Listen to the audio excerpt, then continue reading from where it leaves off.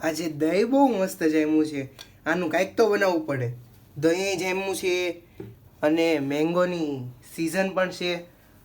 તો મેંગો અને દહીંને મિક્સ કરીને શું બનાવી શકાય? લચ્છી. દહીં દેખાવમાં તો સારું છે અને મેંગો પણ પાકેલો મસ્ત છે. તો ચાલો આની બનાવી આપણે લચ્છી. તો પહેલાં તો એઝ પર એઝ આપણે આને કટ કરી લઈશું સારી રીતે. તો લચ્છી બનાવવા માટે આપણે બહુ બધી કેરીની જરૂર નહીં પડે, કારણ કે એનો ક્રશ છે એટલું બધું નહીં જોઈએ. આપણે અડધી કેરી જોઈએ, બસ એટલું. એક ફાડાથી જ આપણું મેંગો કેરીનો બની તૈયાર થઈ જાય છે લસ્સી. સ્લાઈસ જુઓ.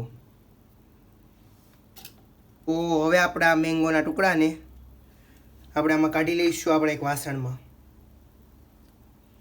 તો હવે આપણે આ મેંગોઝને એક હારે કટિંગ કરી લઈશું, એટલે પછી વાહેથી કટિંગ કરવાની માથાકૂટ ઝંઝટ ના રહે. પણ આ ટુકડા રહ્યા ને એને આપણે હાવ સ્મોલ પીસ કરીશું, એટલે કે આપણે આપણા લસ્સીમાં ઝીણા ઝીણા ટુકડા આવી શકે. હાવ મિની સ્લાઇસ કરવાના છે આના. તમે જોઈ શકો છો મેં હાવ નાના નાના ચોરસ ટુકડાની ટુકડી કરી છે, એટલે જે લસ્સીમાં વચ્ચે વચ્ચે આ ટુકડાનો ફ્લેવર આવે ને, જોઈ લો. હાવ ઝીણી ટુકડીઓ. એને આપણે અલગ વાસણમાં રાખી દઈશું. એક હારે જ કટિંગ મૂકી દેવાના, એટલે વાહેથી પછી બગડવાની ઝંઝટ ના રહે.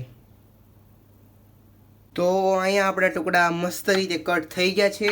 એને સાઈડમાં મૂકી દઈશું અને હવે મિક્સર જારને ફિક્સ કરી દઈશું. અને પછી એમાં આપણે કરેલા ટુકડા રહ્યા ને એને પોર કરી દઈશું સારી રીતે, અને ઢાંકણાને બંધ કરીને મિક્સ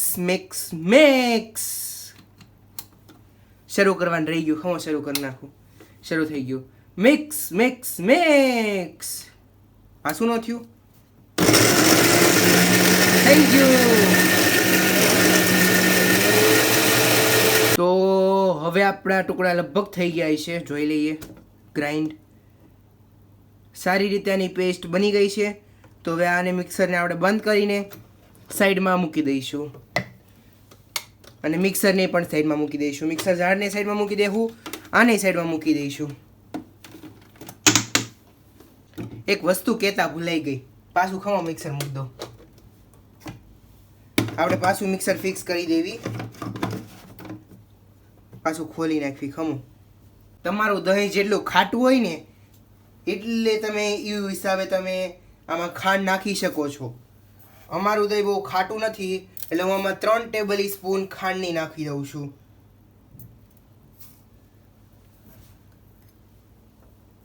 આ વસ્તુ કહેતા ભૂલાઈ ગઈ હતી, આમાં હારે જ પીસવામાં નાખી દેજો. આમાં નાખશું તમે દહીંમાં તો એ પછી છેલ્લે કડકડ બોલશે, એટલે ઓગળશે નહીં. એટલે મેં આમાં જ નાખી દીધી છે, એટલે હારે બ્લેન્ડ થઈ જાય. પાછું મિક્સર શરૂ કરતા ભૂલાઈ ગયું. બ્લેન્ડ થઈ જાય. તો હવે આપણી ખાંડ આમાં ઓગળી ગઈ છે. યસ, તમારું ટેક્સચર જોઈ શકો છો. ખાંડ નાખ્યા પછી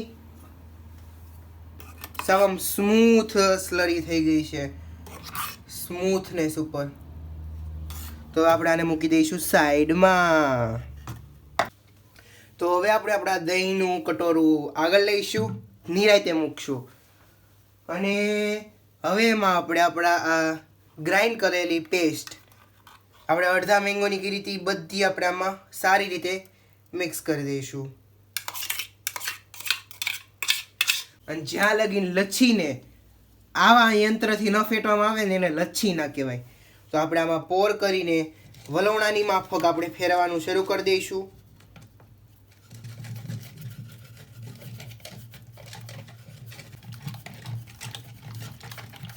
તો આને સારી રીતે આપણે જુઓ તો મિક્સ થવા માંડ્યું છે વચ્ચે.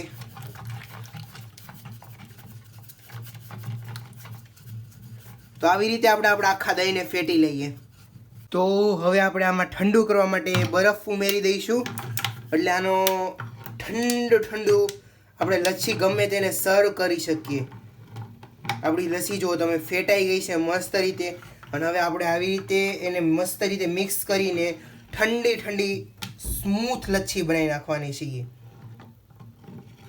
જેને લચ્છી વાવતી હોય ને એ કમેન્ટ કરી દેજો.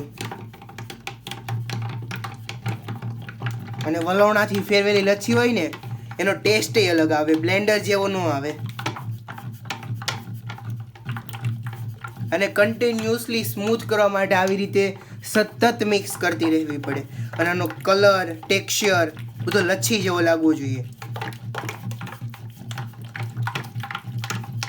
તો હવે આપણી આ લચ્છી મસ્ત રીતે બનીને તૈયાર થઈ ગઈ છે. હવે જો તમારે કોઈને આ લચ્છી પીરસવી હોય તો સૌ પહેલાં આપણે 2 ગ્લાસ લેવાના. પહેલે તમે જેટલા જણા હોય એટલા. પછી મસ્ત લસ્સીને એકવાર મિક્સ કરી નાખવાની. તમે જોઈ શકો છો લુક વાઇઝ તો ટેમ્પટિંગ છે. જોઈને પીવાનું મન થઈ જાય ને એટલી ઘાટી લચ્છી છે. તો હવે આપણે એમાં સારી રીતે પોર કરી દઈશું લચ્છીને.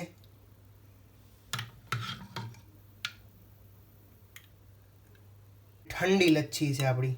આ લચ્છીનો વિડીયો ગમ્યો હોય ને, હજી વિડીયો પતો નથી હો, તો લાઈક કરી દેજો. જે સ્ટાર્ટિંગમાં આ ટુકડા કર્યા હતા આપણે એને 1 ચમચી બંનેમાં નાખી દઈશું મેંગોના ટુકડા. એક્સ્ટ્રા ડેકોરેશન માટે આપણે એમાં ઉપરથી કાજુ બદામ નાખી દઈશું. બંનેમાં કાજુ બદામ આપણે મસ્ત રીતે ફૂલ્લી ડેકોરેશન માટે આપણે નાખશું. મારી ઘરે ટ્રૂટી ફ્રૂટી હોતેન છે તો મેં એમાં હોતેન જરીકમથી નાખી દીધી છે, જેનાથી આપણો કલર મસ્ત આવી શકે. તો તમે જોઈ શકો છો કે આપણી મેંગો લસ્સી બનીને તૈયાર થઈ ગઈ છે. દેખાવામાં કેવી લાગે છે તમને કમેન્ટમાં લખી દેજો. તો હવે આપણી આ મેંગો લસ્સીને આપણે ટેસ્ટ કરીને જોઈશું કે ટેસ્ટમાં આપણી આ મસ્તની મેંગો લસ્સી દેખાવામાં જેટલી સારી છે એટલી ટેસ્ટમાં સારી બની છે કે નહીં.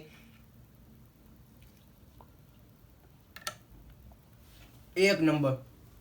આ તમે ટ્રાય મારજો, બહુ મસ્ત લાગશે.